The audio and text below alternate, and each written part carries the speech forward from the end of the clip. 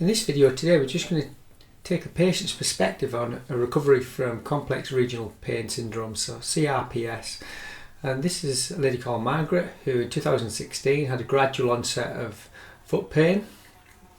Symptoms didn't really respond to routine treatment at the time for physio or different approaches, and she ended up having surgery. The surgery didn't actually give her the relief that she anticipated at the time, and within a couple of weeks she started to develop further problems. So this is her story of entry point into chronic pain, her experience of it, and her recovery from it.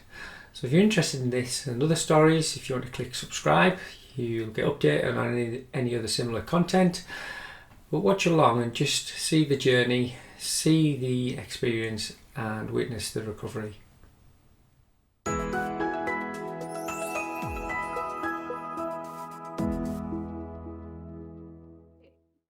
So once you had this you got this formal diagnosis of CRPS, and that's after probably seeing a few more doctors beyond the surgeon.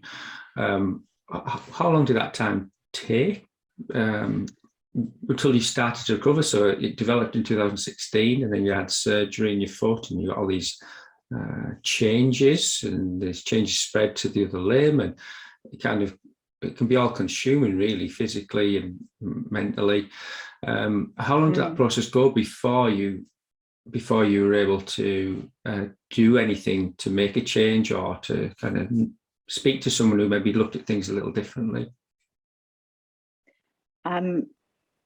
Well, probably 6 weeks to diagnosis. In the world of complex regional pain syndrome, that's considered to be quite quick to be diagnosed, which is, I don't think that's good enough. But anyway, I think if the message gets out there a little bit and there's more understanding, and I think patients can be diagnosed quickly and then effectively treated.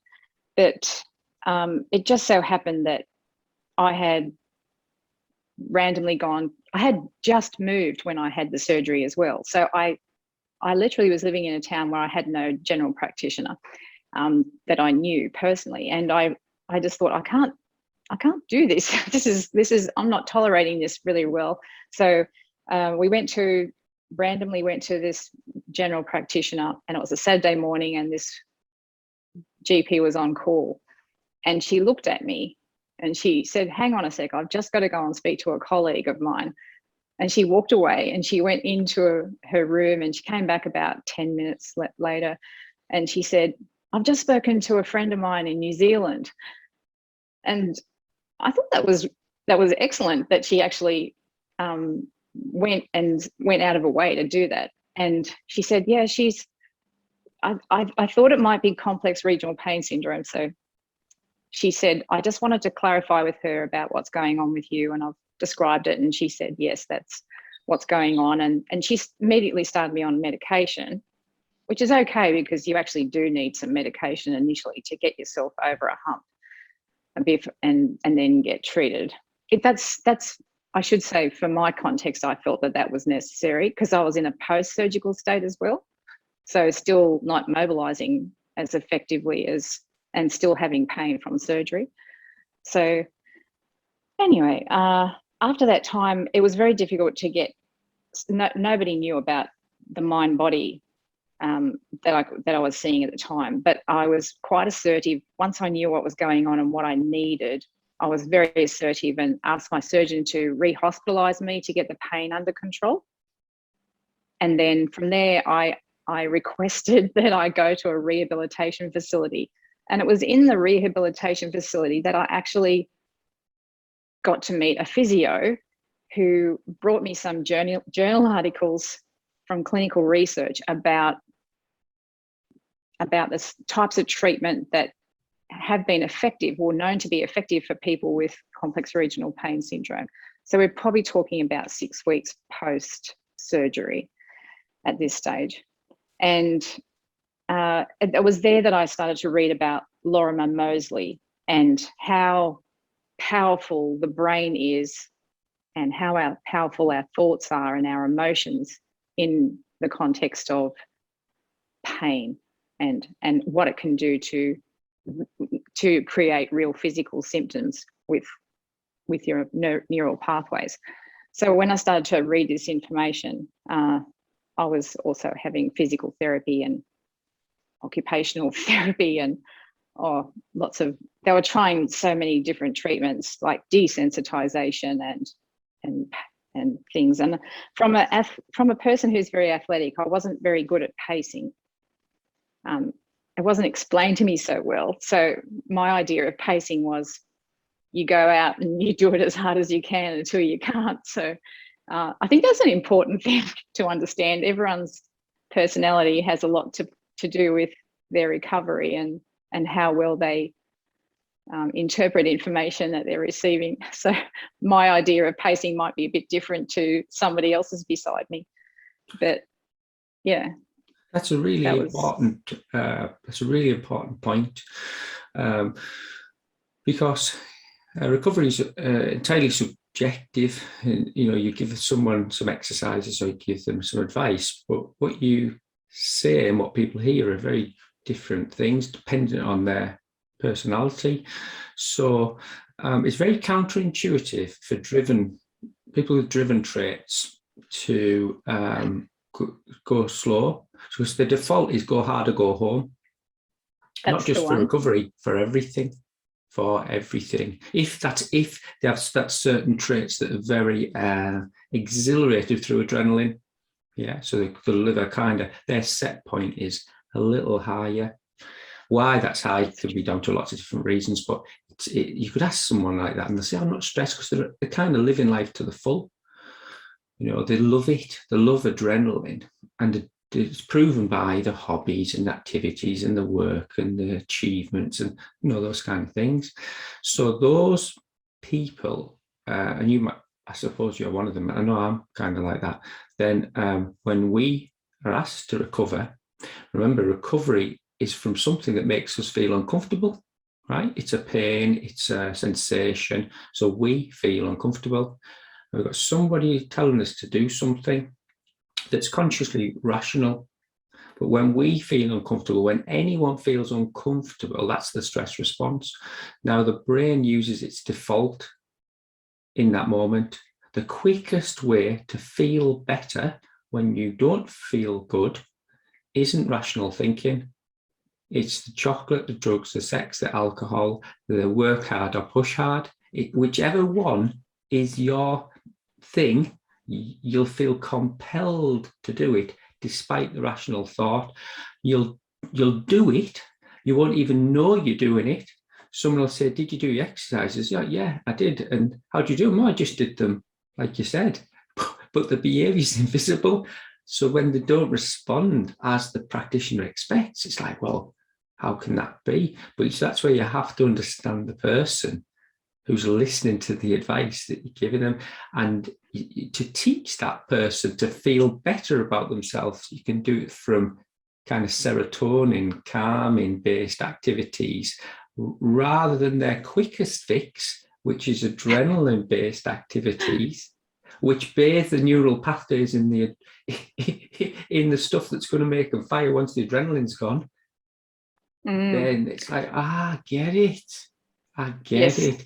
You've still got to resist your compulsion to put your hand in the chocolate biscuit tin when you walk past it, but it's so strong. And there's an apple alongside it. You should eat the apple, but oh my gosh, your hand's in the tin and you're eating the biscuit before your conscious mind has had a chance to think.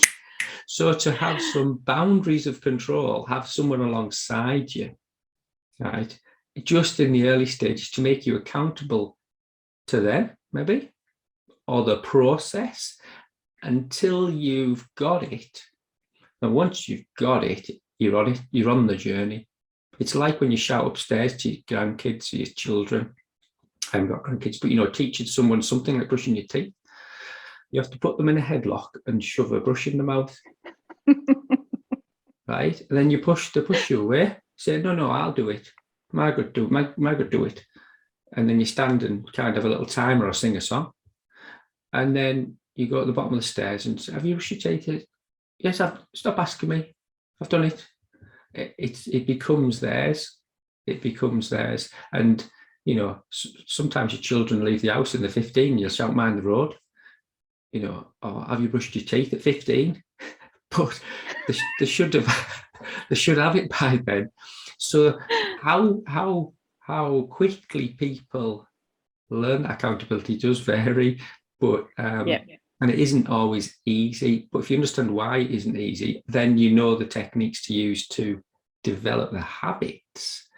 Then you're so right. Then that's it. It doesn't matter how long it takes, because we'll all fall off the bike. But we, at one point, we'll be able to get back on the bike. Say, no, it's okay. I've got it. It hurts, but I know I'll be okay. We'll go again. So, when did your recovery start? Well, last year, just before, was it the pandemic last year? It was. The COVID started last year, didn't it? In 2019, or for most of us in about February, March. Mm-hmm.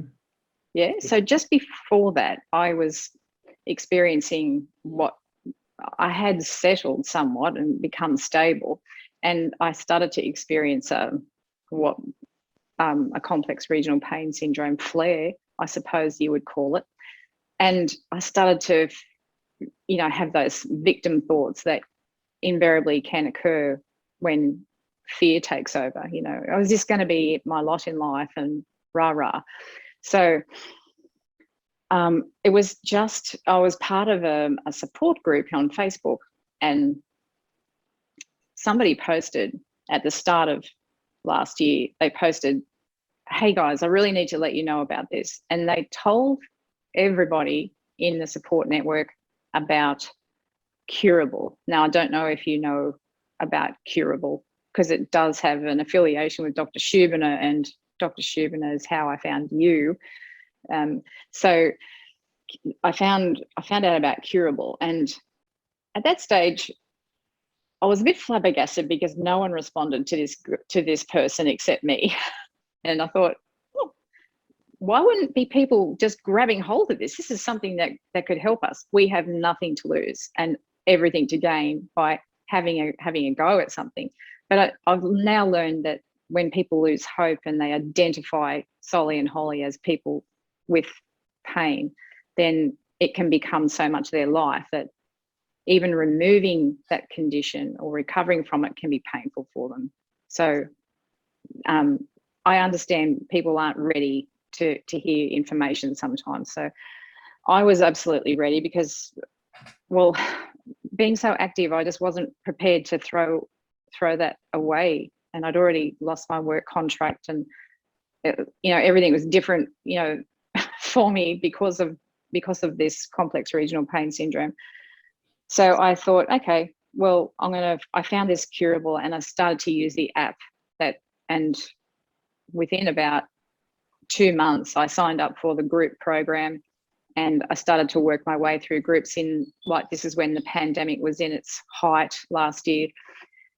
So the group workshops were basically like a more intense weekly workshops, and you had a facilitated group meeting once a week to give you that accountability so that it was great. I found that excellent because you also had a lot of hope because you could hear about other people. They would relay how well they were doing. So I think that's so important in someone who is experiencing chronic pain, to have other people to hear their story.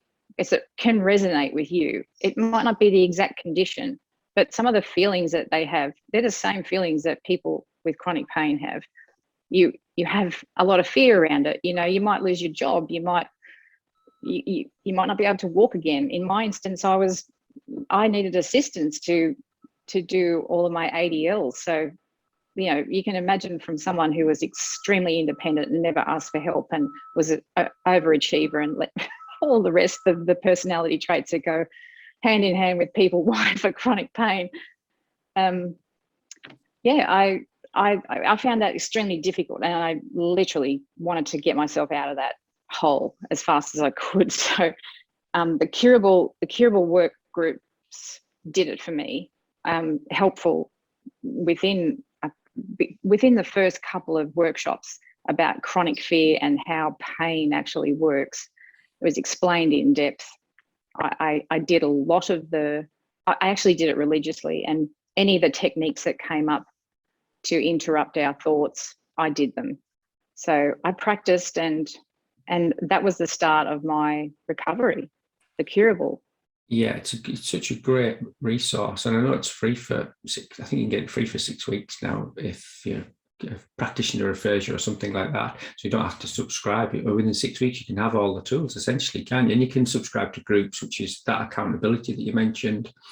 And so that's an app-based guidance, advice. What did you actually physically do? Because you always have to, you've got to set the scene, but then you've got to go and do, and that's when you're on your own. So how did you manage that, Margaret? Yeah, so once we did a workshop, like probably the first one was more based on how pain becomes your identity. And then once it goes on to how you can address chronic fear, and it gives you some techniques. So it gives you a variety of techniques, and some of them are most like cognitive behavior therapy, I would say, like based around that. But one of the things that I found a great tool for me was to interrupt the thought pattern. They used to call it the air technique. So basically, the minute you have pain, the minute you feel pain is to sort of like, I used to actually think that I was clicking my fingers, because you're not always in the environment that is conducive to you starting to do some odd actions to interrupt that whole flow of neural pathway. It's going to go straight into that whole neural pathway of, I'm experiencing pain. The danger system's activated. How can I quickly reset it? So the idea behind this technique is resetting what's going on. So if I felt pain anywhere, it didn't have to be related to the complex regional pain syndrome. I would say, aha, I know what's happening here. And you would be happy that and congratulate yourself that you actually noticed that what's going on, and then you interrupted it. So you had to come up with a way that was good for you. So it might be some odd happy dance, or for me, because it was my foot, because towards when I became stable with complex regional pain syndrome, I went from 2 limbs, not with the bilateral spread, it went back into the surgical foot. So I would interrupt by kicking my mattress. Now that might sound odd, but I wanted to let my brain know that there was no structural damage, there was no tissue damage, and that I was fine, and I wasn't going to let fear and pain control my life anymore. And that's exactly what I said to it as I kicked the mattress. That's brilliant. So what you just described there, is a pattern interrupt. Okay. Yes. Pattern interrupt. The default behaviors on presentation of the cue, which is pain, would be, oh my gosh, it's terrible, I'm not going to recover, or whatever. The breathing would probably be a hold your breath or go tense and physically, and the emotion is fear. Just like a young child would come to you with the same response from a fall when they haven't experienced that injury before. And as a parent or a friend or someone who's caring for that child, you'd quickly, the first thing they look at is your facial response. So true. They show you the injury and they're looking in your eyes. Bang, mum's okay, dad's okay. I think I'm going to be okay because I've shown them this. And so the brain is showing you something and it's waiting for your reaction. So, and then if you could just pause in that moment and not, even if you see something that is scary as a parent, it's hard to do, but you just hold it back a little to get the rationale. Otherwise, you're going with the child up in the air. Yes. You're going with them, and we've all gone with them. And two parents can see the same injury, and one can go up and the other one can stay down. Actually, you'll know this with different circumstances in your life. So, and then the pattern interrupt is the new behavior rather than the default, which is the quickest wiring circuit that's been there for, before we were born. It's the hypothalamus. It's millions of years old. we might have been only alive, 20, 30, 40 years. So we have to, a new thought, a new breathing pattern. It's a new physical movement, and it's a different emotional framing of that situation. One will help. If it's strong enough, it'll trigger all four together. And once you get all four going, then just like the child walks away or gets back on the bike and still has the blood coming down the arm, they no longer have the same pain. Depending on the degree of injury, the heightened emotion that was present, they might have to repeat the behaviours for a little while, and that's exactly what you're describing as a starting point. But when you get a tiny little bit of relief from what essentially is kind behaviour to yourself, it's like, gosh, if I repeat this, yes, I've got a chance to recover. There's the risk, though, in those people that, God, I'm feeling better, and they scale right up. They get excited. Mm-hmm. But remember, adrenaline doesn't care whether it's fear or excited. If you've got neural pathways that are sensitive to adrenaline, it'll trigger them when you're like enjoying it until you've done it gradually. So that's often these are the extinction bursts or the flares that people say, I didn't do anything. So it's not their fault because they can't see the behaviours. So that you're describing a perfect kind of realization of just this small change. And obviously that for you that progressed. So how long from that point did you say to the point where you said, Drew, I think I've more or less boxed it off? I think I hadn't finished the curable groups, which go for 12 weeks, and I felt that way. Wow. I think that when the facilitator had our meeting by week 4, and she said, hands up who's seeing some significant results, or who hasn't got any pain right now, and I was one of them. How did you feel about that? Actually, I felt bad for the other people who might not have been traveling so well, because not everyone was able to embrace the workshop material. Yeah. The way that I approached it, I learned a lot too while I was doing this about my personality and emotions and the inner critic that chats away inside your mind, and perfectionism, which is a common trait with people who are overachievers and all that sort of stuff. And also there's another thing too, is past traumas, which can have an influence in your response to chronic pain. So they were things towards the latter end of the workshop material. But I think the way that I approached it, the workshops, was the way that I approached all of my education and academic when I was in uni and things like that. Yeah. So everything had to be, to the best of my ability. I had to be ducks. If you can't be ducks, what's the point? So but then later on, I've learned a lot more. So I can be a little bit more mellow now. And whilst I've got this capacity to, that I spoke to you about the boom bust cycle of not understanding pacing in the context of someone who pushes themselves to the max. I feel that whilst I might have gone through the boom bust cycle and probably made myself suffer in that respect and lengthen the recovery process, now I know so much more about myself. So I think I know now that the things that I was doing, that I learned the techniques in how to interrupt my thought patterns, I now also mix that up with things that I would never have done in my entire life, like meditation. Now that's a whole new concept for me. So I started to meditate, and I started to do grounding walks. I walk and I use grounding techniques when I'm walking, and I practice a weekly guided self-compassion meditation online. So I've changed, and gratitude too. Gratitude's another thing that I've learned through the curable workshops. So I think the pain has changed me, if you know what I mean. Like, it was almost like, I'm going to make you stop and you're going to see the world differently, Margaret. it's amazing when you look back and see how it's actually a gift. Yes, yes.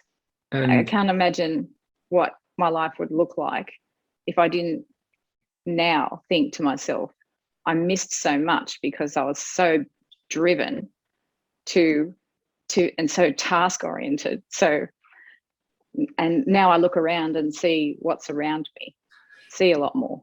so you've got so many more ways now to feel good about yourself that are all in this spectrum of, I know there's much more to it than serotonin, but the kind of serotonin-based activities, aren't there? The activities, if you thought about them, you can't ever do them to destruction. You can never walk with someone you love by the river.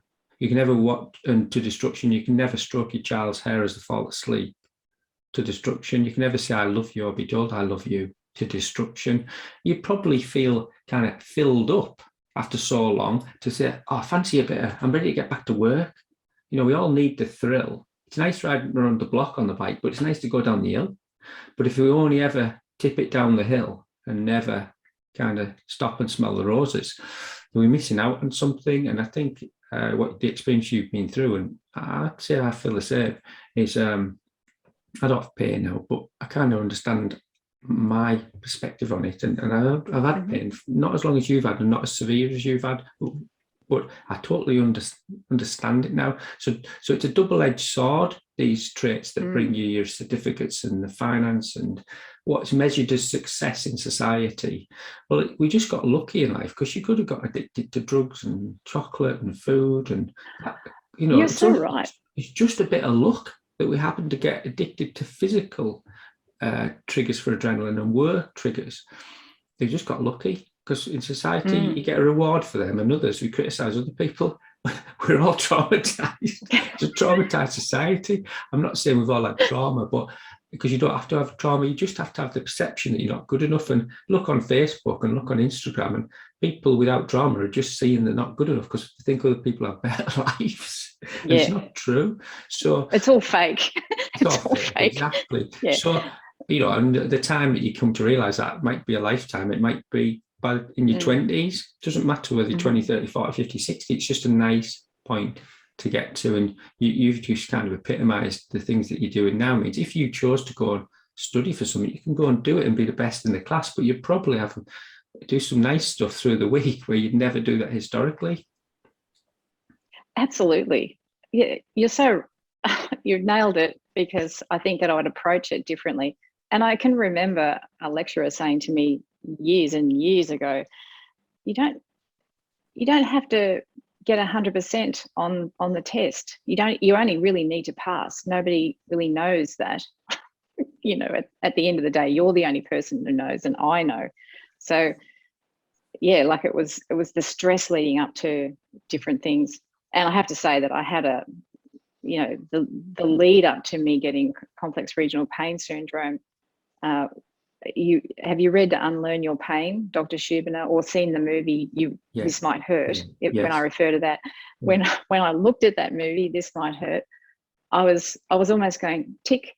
That person's got that tick, because this is what happens if we get a pain somewhere. Could be neck pain or wrist pain or knee pain.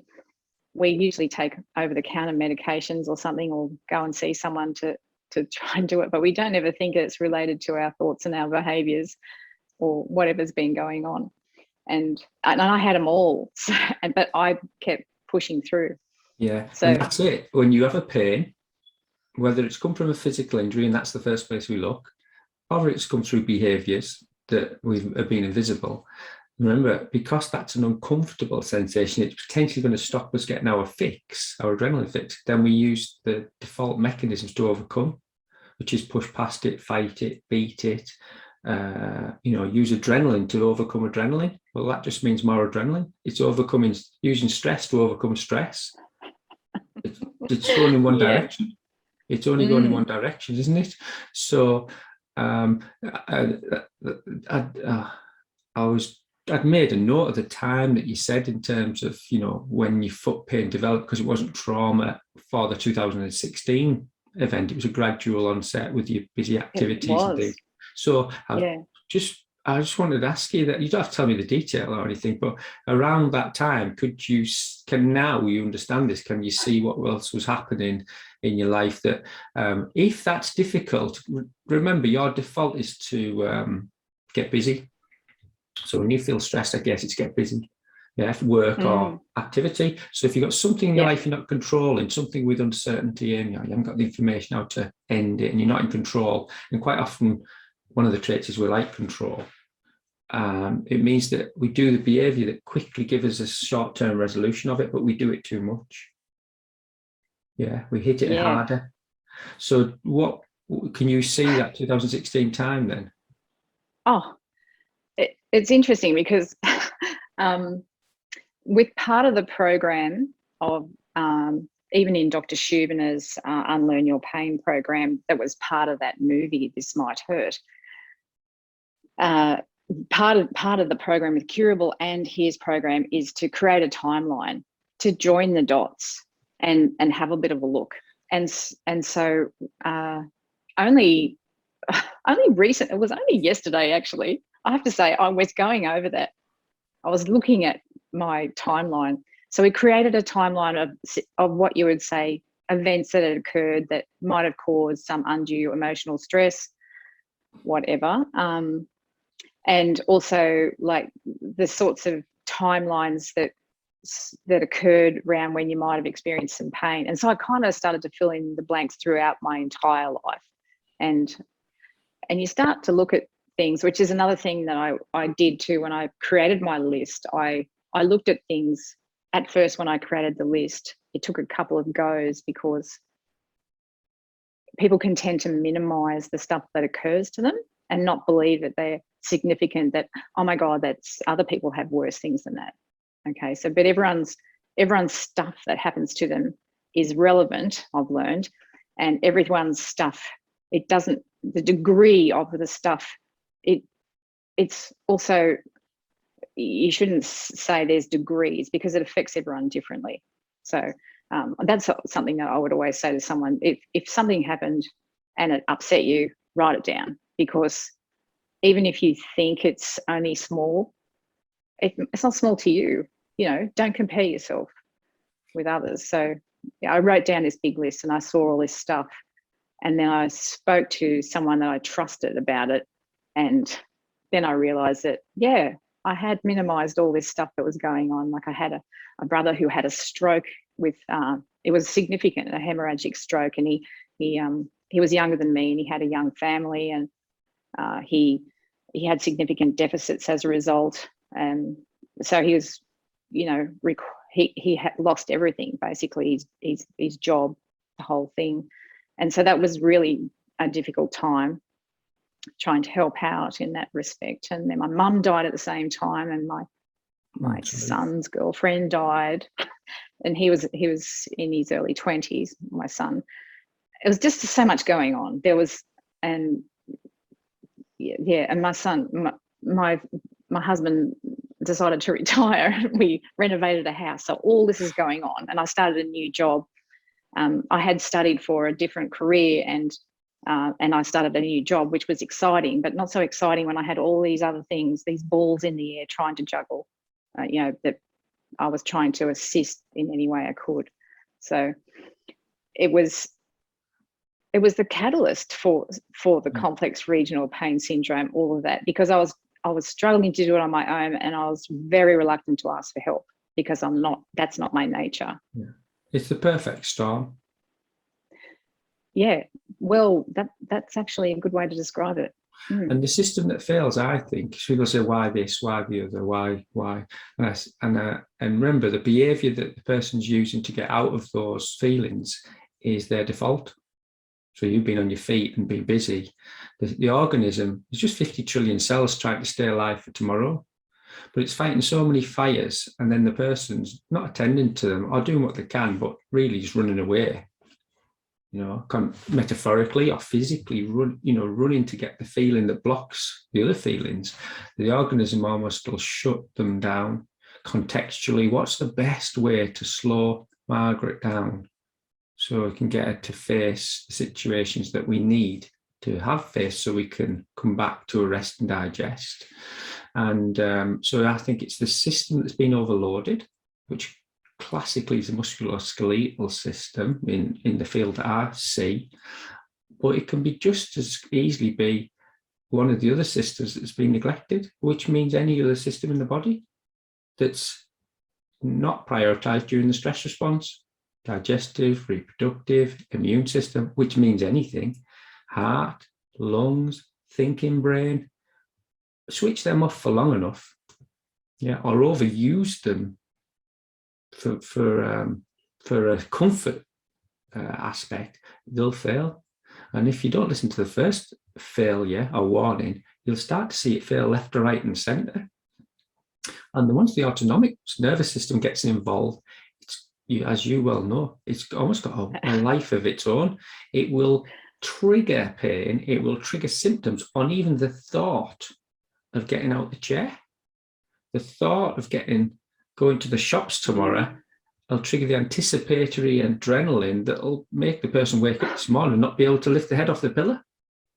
And they'll say, I haven't done anything. You can't see the thought. How could they? It's a thought. So you can't. And basically the behaviours are almost like, if I said to you, Margaret, God, you're just like your mum. You're just like your dad. And you said, I'm nothing like them. And me and your friend said, she can't even see it. It's because they're just there without us seeing those things. And they might be nice. Some people you might be happy to be like someone, and some people don't want to be like others. But it doesn't mean they haven't got the behaviours, and they'll swear blind they haven't. And so it is about being able to kind of see yourself, seeing yourself, and saying, okay, well, I've got an opportunity to change that. But you've got to see it first, and sometimes you go for years before we see it. Oh, yeah, you have to go to 60. That was one of the things in our workshops, that we had a big, broad spectrum of age groups, which was great because you get a lot of perspective. And this is the curable work groups. And someone would be telling their story, and in my mind I'd be thinking, thank God you're not 60 and realizing this. But I see how helpful it is now to know what I know, because even though I have two boys and they're grown up and have their wives, and I see that how helpful it'll be, because they'll be going through some different changes in their life eventually, and when that does occur, they feel really comfortable to speak to me about what might be going on, what fears they might have now, because I speak to them a lot more frankly than I used to. So I see that there's been some rich rewards out of the proliferation of pain that occurred. But it was almost like it had to sit me down and say, hey, this is one way we're going to tell you how this is all, how you're going to like examine what goes on in your life and stop being overwhelmed and exhausted. There's no reason for it. Because they're going to fall off the metaphorical bike again, aren't they? You know, as a child and as a 40-year-old man, yes. 20, and the advice you give now, and you may choose to give, maybe a slightly different viewpoint because of what you've been through. Yep. Doesn't mean they'll listen to it. No, they don't have to listen to it. But at least you can just plant the seed, can't you? You can plant the seeds, because I suppose that's what passing the information on, isn't it? We can't force people. We can just suggest things and think, well, if you're open to this idea, you might consider this. It gives them an alternate view, maybe to the default one that they have. So your story is inspirational, Margaret. Thanks, Drew. It really is, because I know CRPS is. I think when the autonomic nervous system becomes involved, it's a different baby, and I think the timeline is it's longer. It has to be, because there's been more established changes, visual changes, physical changes, swelling, discoloration. So it's got to be. I've seen people with pain for 20 years, 30 years, 40 years and turned it off. It's gone, but because the autonomic, it was mainly fear based, just fear. And that means they didn't do or push because they were sort of scared of it. But with the autonomic, I think there needs to be some repetition, some understanding, some consistent kind messages to yourself. But once you see the changes, then as long as people are consistent with it, the recovery is possible, isn't it? You've shown it. You're a great example of it. So I'm very grateful for you giving me your time this morning just to kind of say you've recovered from, complex regional pain syndrome, and you've got a beaming smile and lovely bright eyes to prove it. It does work. It's incredibly hard, and that's the thing. Where there's hope about something, it's always going to be hard work. But look at me now. I can really tell you that there is hope. There is light at the end of the tunnel. But you can't do nothing. You have to take action, and you have to be responsible for that action. What simple, concise, assertive words they are, because it isn't blaming, is it? It's saying you've got to take responsibility for this. You can do it. Absolutely. And you might need help. You might need a group. You might need a person. You might need a friend. Don't have to be a medical person. Just need some accountability until you kind of say, yeah, I've got it. And it can help with reading. It can help with listening to stories like this one. It can help with talking to people and maybe getting medical advice from someone who understands the field. But there's a certain point at which you've got to step out the door, isn't there? Yeah, it's at the end of the day, it is going to always be you. You have to get out of that bed, because that's your go-to when you've got chronic regional pain syndrome. That bed becomes a place of that safe space, and you got to get out of it. That's not the only safe place in the world. So you put yourself in that bed and you're trapped, and you don't want to be trapped, because why are you going to miss out on your entire life? The life is so worth it. And to have something so small, to make your life so small, you miss out on too much. So to step by step, take that first step out of the bed or the lounge chair, and everything you're afraid of, that you have conditioned responses to.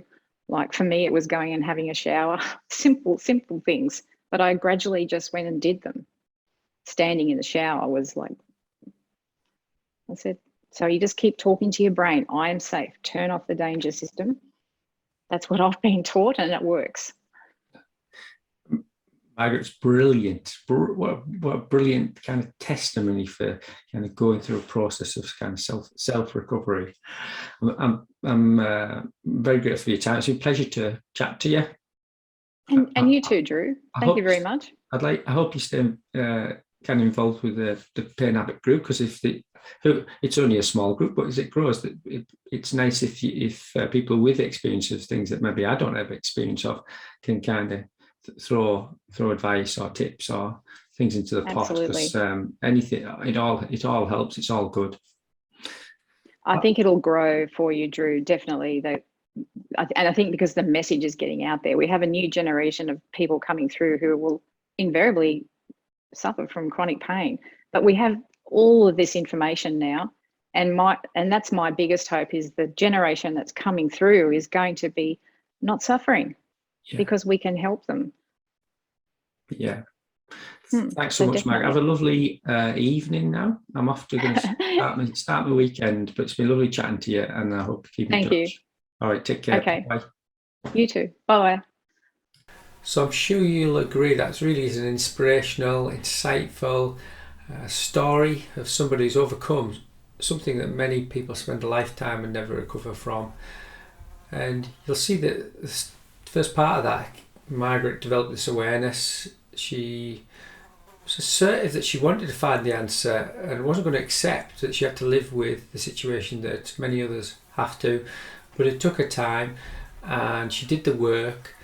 She might have had some blips. She understands her experience and understands that some others that she was connected with at the time maybe weren't ready to take the steps that she took. but she's recovered. She's actually described a much more balanced approach to her life that I suppose we're all after. And if you could see pain as a blessing, an uncomfortable, difficult situation to go through, sometimes that pushing through that pain or working through it or finding the route through it, beyond it, can actually bring that joy, that happiness and that balance. It doesn't mean you're never potentially going to get pain again. It's just that the learning that you take from it can actually make your life so much better. I hope you've enjoyed the video today, and look out for some more.